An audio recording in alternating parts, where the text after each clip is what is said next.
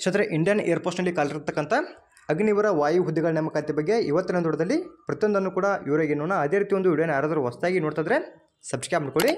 ಈ ಒಂದು ಏರ್ಫೋರ್ಸ್ನಲ್ಲಿ ಕಾಲಿರತಕ್ಕಂಥ ಅಗ್ನಿವೀರ ವಾಯು ಹುದ್ದೆಯಲ್ಲಿ ಅರ್ಜಿನ ಸಲ್ಲಿಸೋದಕ್ಕೆ ಯಾವ ರೀತಿ ಕ್ವಾಲಿಫಿಕೇಷನ್ ಆಗಿರಬೇಕು, ಯಾರೆಲ್ಲ ಅರ್ಜಿನ ಸಲ್ಲಿಸ್ಬೋದು, ಸೆಲೆಕ್ಷನ್ ಪ್ರೊಸೀಜರ್ ಜೊತೆಗೆ ಇನ್ನಿತರ ಮಾಹಿತಿಯ ಬಗ್ಗೆ ಪ್ರತಿಯೊಂದನ್ನು ಕೂಡ ಇವರಿಗೆ ನೋಡೋಣ. ಇದನ್ನು ಸ್ಕಿಪ್ ಮಾಡಿದೆ ಕೊನೆ ತನಕ ನೋಡಿ.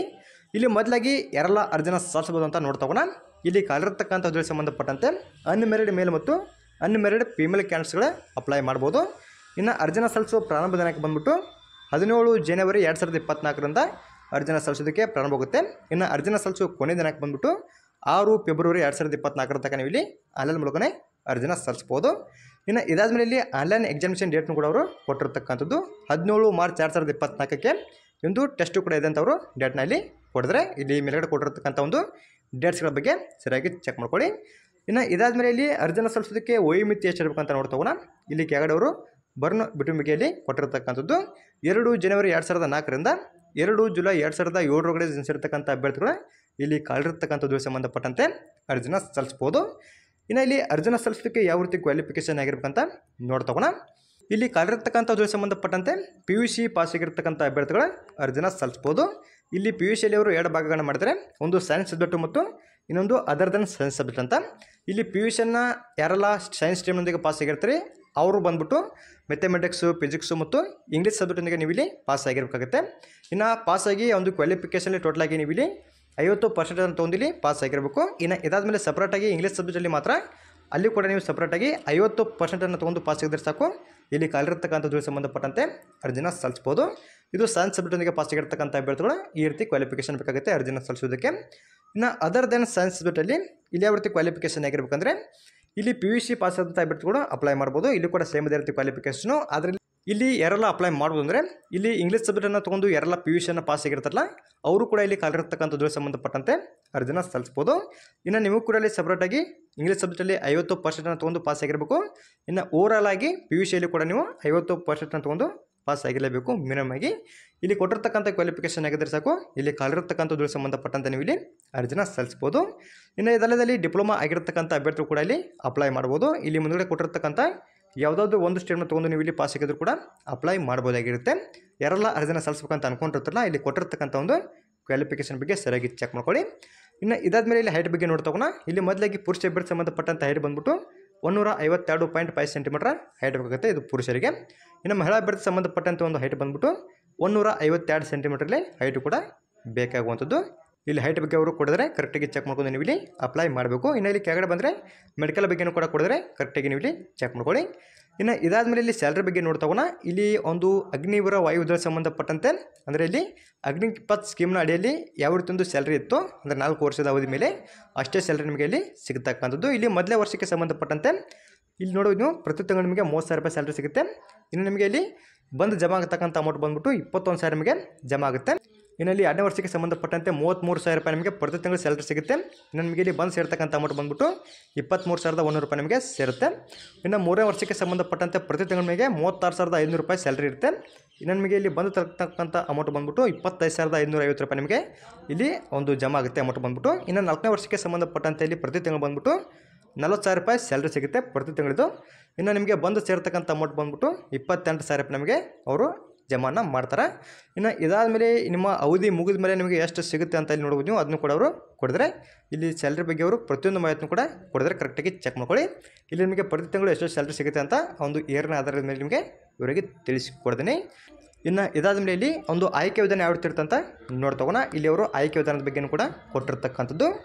ಇಲ್ಲಿ ಮೊದಲದಾಗಿ ಆನ್ಲೈನ್ ಟೆಸ್ಟ್ ಇರುತ್ತೆ. ಇಲ್ಲಿ ನೋಡಿ ನೀವು ಆನ್ಲೈನ್ ಟೆಸ್ಟ್ ಬಂದ್ಬಿಟ್ಟು 17 ಮಾರ್ಚ್ 2024ಕ್ಕೆ ಇರ್ತಂತ ಒಂದು ಡೇಟ್ನು ಕೂಡ ಅವರು ಮೇಲ್ಗಡೆಯಲ್ಲಿ ಕೊಟ್ಟಿದ್ದರು.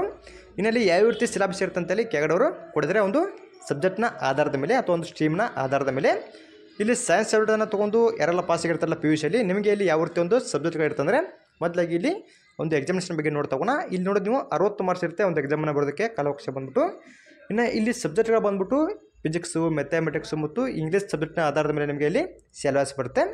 ಇನ್ನು ಇಲ್ಲಿ ಅದರ್ ದನ್ ಸೈನ್ಸ್ ಸಬ್ಜೆಕ್ಟ್ ಅಂತ ಕೊಡಿದ್ರೆ, ಅಂದರೆ ಇಲ್ಲಿ ನಾರ್ಮಲಾಗಿ PUCಯನ್ನು ಯಾರೆಲ್ಲ ಪಾಸಿಗೆ ಅಪ್ಲೈ ಮಾಡಿರ್ತಾರಲ್ಲ ನಿಮಗೆ ಇಲ್ಲಿ ಯಾವ ರೀತಿ ಸಿಲೆಬಸ್ ಇರ್ತಂದರೆ, ಇಲ್ಲಿ ರೀಸನಿಂಗು ಮತ್ತು ಜನರಲ್ ಅವೇರ್ನೆಸ್ ಬಗ್ಗೆ ನಿಮಗೆ ಕ್ವಶನ್ಸ್ಗಳು ಬರ್ತಾವೆ. ಇನ್ನು ಇಲ್ಲಿ ಟೈಮಿಂಗ್ ಬಂದ್ಬಿಟ್ಟು ಎಕ್ಸಾಮನ್ನು ಬರೋದಕ್ಕೆ 45 ನಿಮಿಷ ನಿಮಗೆ ಇಲ್ಲಿ ಕಾಲಾವಕಾಶ ಕೂಡ ಇರ್ತಕ್ಕಂಥದ್ದು.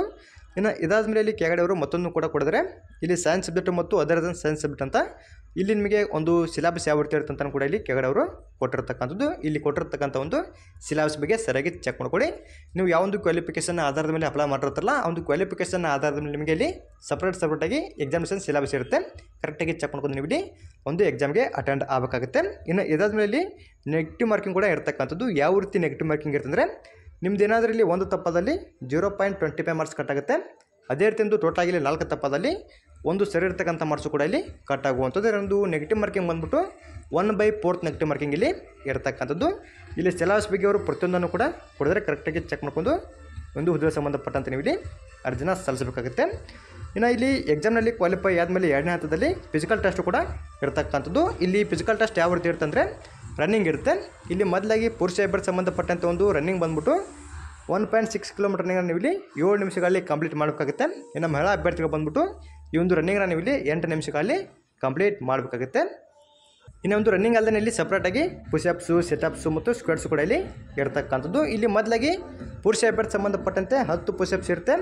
ಇನ್ನು ಮುಂದುಗಡೆ ಇಲ್ಲಿ ಟೈಮಿಂಗ್ ಬಗ್ಗೆ ಕೂಡ ಅವರು ಕೊಡಿದ್ರೆ ಇಲ್ಲಿ ನೀವು 10 ಪುಷಪ್ಸನ್ನು ಹೊಡೆದಕ್ಕೆ ನಿಮಗೆ 1 ನಿಮಿಷ ಕಾಲಾವಕಾಶ ಇರುತ್ತೆ. ಇನ್ನು ಇದಾದಮೇಲೆ ಇಲ್ಲಿ ಎರಡನೇದಾಗಿ 10 ಸೆಟಪ್ಸನ್ನು ಹೊಡೆದಕ್ಕೆ ಅದಕ್ಕೂ ಕೂಡ ಇಲ್ಲಿ 1 ನಿಮಿಷ ಕಾಲಾವಕಾಶ ಇರುತ್ತೆ. ಇನ್ನು ಇದಾದಮೇಲೆ ಇಲ್ಲಿ 20 ಸ್ಕ್ವಾಟ್ಸ್ ಅಂತ ಕೊಡಿದ್ರೆ ಈ ಒಂದು 20 ಸ್ಕ್ವಾಟ್ಸ್ ಹೊಡೆದಕ್ಕೆ ನಿಮಗೆ ಇಲ್ಲಿ 1 ನಿಮಿಷ ಕಾಲಾವಕಾಶ ಇರ್ತಕ್ಕಂಥದ್ದು. ಇದು ಪುರುಷ ಅಭ್ಯರ್ಥಿ ಸಂಬಂಧಪಟ್ಟಂತೆ ಈ ರೀತಿ ಒಂದು ಟೆಸ್ಟ್ ಇರುತ್ತೆ, ಜೊತೆಗೆ ಟೈಮಿಂಗ್ ಕೂಡ ಕೊಡಿದ್ರೆ. ಇನ್ನು ಇದಾದಮೇಲೆ ಮಹಿಳಾ ಅಭ್ಯರ್ಥಿ ಸಂಬಂಧಪಟ್ಟಂತೆ ಇಲ್ಲಿ ಇವರಿಗೆ 10 ಸೆಟಪ್ಸು ಮತ್ತು 15 ಸ್ಕ್ವಾಟ್ಸ್ ಕೂಡ ಇರುತ್ತೆ. ಇಲ್ಲಿ ಮೊದಲಾಗಿ 10 ಸೆಟಪ್ಸ್ ಬಂದ್ಬಿಟ್ಟು 1 ನಿಮಿಷ 30 ಸೆಕೆಂಡ್ಗಳಲ್ಲಿ ನೀವು ಕಂಪ್ಲೀಟ್ ಮಾಡಬೇಕು. ಇನ್ನು ಇದಾದಮೇಲೆ ಇಲ್ಲಿ 15 ಸ್ಕ್ವಾಟ್ಸ್ ಬಂದ್ಬಿಟ್ಟು 1 ನಿಮಿಷದಲ್ಲಿ ನೀವು ಕಂಪ್ಲೀಟ್ ಮಾಡಬೇಕಾಗುತ್ತೆ. ಇದು ಮಹಿಳಾ ಅಭ್ಯರ್ಥಿ ಸಂಬಂಧಪಟ್ಟಂತೆ ಈ ರೀತಿ ಒಂದು ಟೆಸ್ಟ್ ಇರ್ತಕ್ಕಂಥದ್ದು. ಇನ್ನೊಂದು ಫಿಸಿಕಲ್ನಲ್ಲಿ ಕ್ವಾಲಿಫೈ ಆದಂಥ ಅಭ್ಯರ್ಥಿಗಳಿಗೆ ಇಲ್ಲಿ ಮುಂದಿನ ಹಂತದಲ್ಲಿ ಮೆಡಿಕಲ್ ಎಕ್ಸಾಮಿನೇಷನ್ ಕೂಡ ಇರ್ತಕ್ಕಂಥದ್ದು. ಒಂದು ಮೆಡಿಕಲ್ ಎಕ್ಸಾಮಿನೇಷನ್ ಯಾವ ರೀತಿ ಇರ್ತಂತ ಇಲ್ಲಿ ಕೆಳಗಡೆ ಅವರು ಕೊಡಿದ್ರೆ ಕರೆಕ್ಟಾಗಿ ಚೆಕ್ ಮಾಡ್ಕೊಳ್ಳಿ. ಇನ್ನು ಇದಾದಮೇಲೆ ನೋಡೋದು ನೀವು ಇಲ್ಲಿ ಇವಾಗ ಇಲ್ಲಿ ಈ ಒಂದು ಎಕ್ಸಾಮಿನೇಷನ್ ಫೀ ಯಾವ ರೀತಿ ಇರ್ತಂತ ನೋಡ್ತಗೋಣ. ಇಲ್ಲಿ ನೋಡಿ ನೀವು ಎಕ್ಸಾಮಿನೇಷನ್ ಫೀ ಬಂದ್ಬಿಟ್ಟು 550 ರೂಪಾಯಿ ಇಲ್ಲಿ ಎಕ್ಸಾಮಿನೇಷನ್ ಫೀ ಕೂಡ ಇಲ್ಲಿ ಇರ್ತಕ್ಕಂಥದ್ದು. ಇಲ್ಲಿ ಕೊಟ್ಟಿರ್ತಕ್ಕಂಥ ಎಕ್ಸಾಮಿನೇಷನ್ ಫೀ ಬಂದ್ಬಿಟ್ಟು ಪ್ರತಿಯೊಬ್ಬ ಅಭ್ಯರ್ಥಿ ಸಂಬಂಧಪಟ್ಟಂತೆ ಈ ಒಂದು ಎಕ್ಸಾಮಿನೇಷನ್ ಫೀನ ನೀವು ಇಲ್ಲಿ ಪೇ ಮಾಡಲೇಬೇಕು. ಇನ್ನು ಇದೊಂದು ಏರ್ಪೋಸ್ಟ್ನಲ್ಲಿ ಕಾಲಿರ್ತಕ್ಕಂಥ ಅಗ್ನಿವೀರ ವಾಯುವ್ಯ ಸಂಬಂಧಪಟ್ಟಂತೆ ನೀವು ಇಲ್ಲಿ ಆನ್ಲೈನ್ ಮೂಲಕ ಅರ್ಜಿನ ಸಲ್ಲಿಸಬೇಕಾಗುತ್ತೆ. ಈ ಒಂದು ಅಪ್ಲೈ ಮಾಡೋ ಲಿಂಕನ್ನು ನಮ್ಮ ಟೆಲಿಗ್ರಾಮ್ ಗ್ರೂಪ್ನಲ್ಲಿ ಹಾಕಿರ್ತೀನಿ. ಎಲಿಜಿಬಲ್ ಆಗಿರ್ತಕ್ಕಂಥ ಅಭ್ಯರ್ಥಿಗಳು ಆ ಒಂದು ಲಿಂಕ್ ಮೇಲೆ ಕ್ಲಿಕ್ ಮಾಡ್ಕೊಂಡು ಅರ್ಜಿನ ಸಲ್ಲಿಸ್ಬೋದು. ನಿಮಗೆ ಇಲ್ಲಿ ಅರ್ಜಿನ ಸಲ್ಲಿಸೋದ್ರ ಬಗ್ಗೆ ಗೊತ್ತಾದಲ್ಲಿ ಇಲ್ಲಿ ಕೆಳಗಡೆ ಕೊಟ್ಟಿರ್ತಕ್ಕಂಥ ಸ್ಟೆಪ್ಸ್ಗಳನ್ನ ಫಾಲೋ ಮಾಡ್ಕೊಂಡು ಕೂಡ ನೀವು ಇಲ್ಲಿ ಈಜಾಗಿ ಅರ್ಜಿನ ಸಲ್ಲಿಸ್ಬೋದು. ಇನ್ನು ಎಕ್ಸಾಮಿನೇಷನ್ ಫೀ ಬಂದ್ಬಿಟ್ಟು ಪ್ರತಿಯೊಬ್ಬ ಅಭ್ಯರ್ಥಿ ಸಂಬಂಧಪಟ್ಟಂತೆ 550 ರೂಪಾಯಿ ಎಕ್ಸಾಮಿನೇಷನ್ ಫೀನ ನೀವು ಇಲ್ಲಿ ಆನ್ಲೈನ್ ಮೂಲಕ ಅರ್ಜಿನ ಸಲ್ಲಿಸುವಾಗಲೇ ಪೇ ಮಾಡಬೇಕಾಗುತ್ತೆ.